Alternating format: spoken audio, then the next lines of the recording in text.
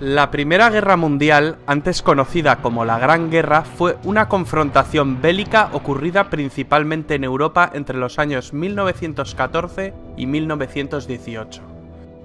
Más de 9 millones de combatientes y 7 millones de civiles perdieron la vida, una cifra extraordinariamente elevada comparado con guerras anteriores. Estas cifras son tan elevadas, entre otras cosas, por los avances tecnológicos e industriales de los beligerantes. En la Gran Guerra se vieron involucradas todas las grandes potencias industriales y militares de la época. Antecedentes. De la noche a la mañana, Alemania, que había llegado tarde al reparto colonial, se incorpora al club de las grandes naciones. Su gran ejército había infringido una humillante derrota a la Francia de Napoleón III, y el rey de Prusia, Guillermo I, se había proclamado emperador, Kaiser, de todos los alemanes. Francia pierde las regiones de Alsacia y Lorena.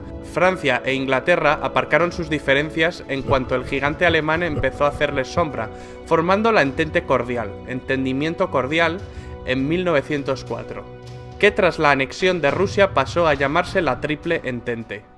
¿Qué bandos se enfrentaron? Se enfrentaron dos bandos. Por un lado, la Triple Entente que acabamos de mencionar. En el otro bando tenemos la Triple Alianza, formada por las potencias centrales, el Imperio Alemán y Austria-Hungría, o Imperio Austrohúngaro.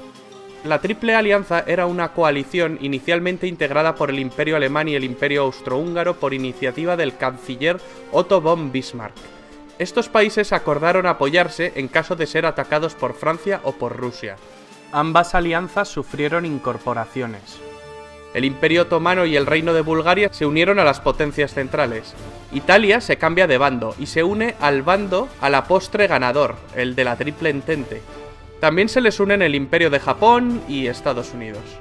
¿Cuál fue el detonante? El imperialismo y el colonialismo que venían desarrollando desde hacía décadas las potencias involucradas fue la principal causa subyacente.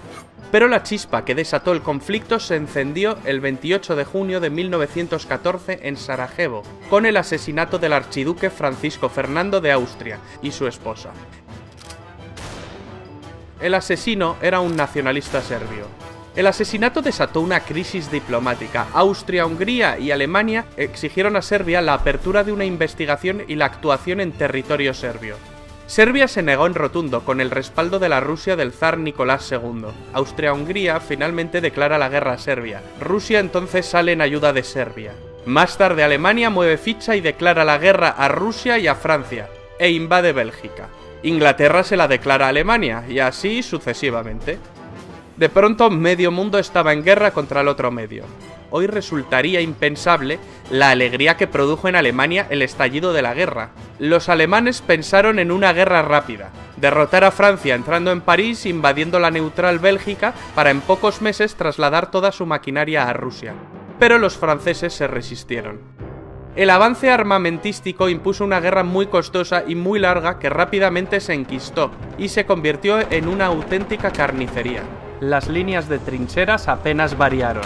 En esta guerra aparecieron nuevos cañones, ametralladoras, submarinos, carros de combate, aviones de combate, dirigibles, gases venenosos mortíferos como el gas mostaza.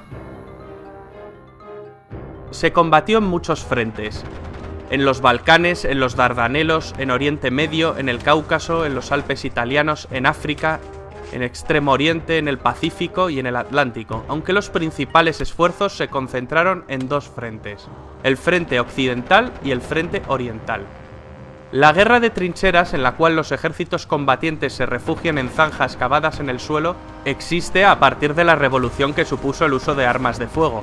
Este tipo de guerra llega a su punto máximo de brutalidad y mortalidad en el frente occidental. En el frente oriental pusieron al mando del ejército alemán a una vieja gloria, Paul von Hindenburg. Tras sus victorias acabaría siendo el jefe del Estado Mayor con el general Ludendorff como subordinado. Ambos acabarían creando una dictadura militar dirigiendo de facto el país, marginando al Kaiser Guillermo II y al propio Parlamento alemán. Los alemanes intentaron aislar a los ingleses con sus submarinos U-Boot. Estos submarinos atacaban una y otra vez sus barcos que abastecían la isla.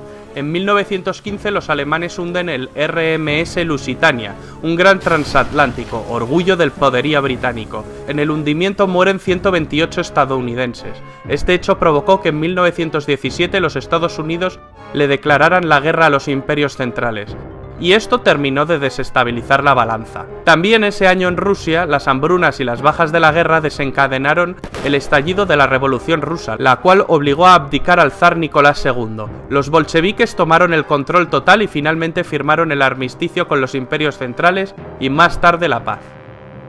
Los alemanes aprovecharon esta victoria para enviar casi todo su ejército oriental al frente occidental e intentar obtener una victoria rápida antes de la llegada masiva de los estadounidenses. Era su baza definitiva.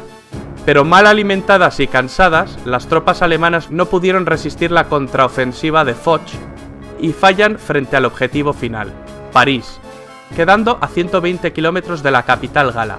El general Foch comanda sus tropas francesas y estadounidenses hacia la victoria, en la segunda batalla del Marne.